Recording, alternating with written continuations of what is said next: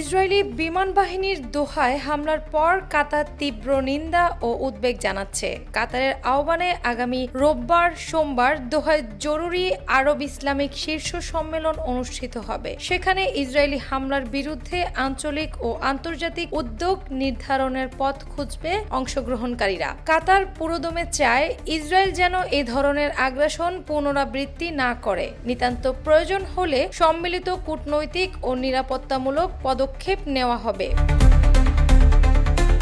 ঘটনার পর জাতিসংঘ নিরাপত্তা পরিষদ থেকে শুরু করে বহু আরব দেশ নিন্দা জানিয়েছে। সৌদি আরব ও জর্ডান সহ অনেক দেশ কাতারকে সম্পূর্ণ সমর্থন দেখিয়েছে ও কাতারের সার্বভৌমত্ব রক্ষায় প্রতিশ্রুতিও ব্যক্ত করেছে।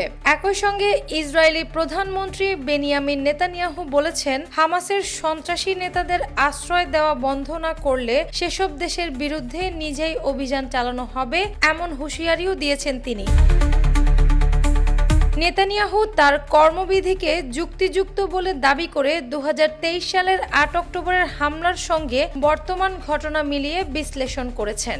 এখন প্রশ্ন হচ্ছে, বৈশ্বিক প্রতিক্রিয়া ও আরব ইসলামিক শীর্ষ সম্মেলনের সিদ্ধান্ত কাতারের পক্ষে কি পর্যাপ্ত শক্তিধর পদক্ষেপ হিসেবে কাজ করবে, নাকি সংকট আরও বিস্তৃত ও ধীরে ধীরে রাজনৈতিক মিলিটারি প্রতিকারের দিকে গড়াবে?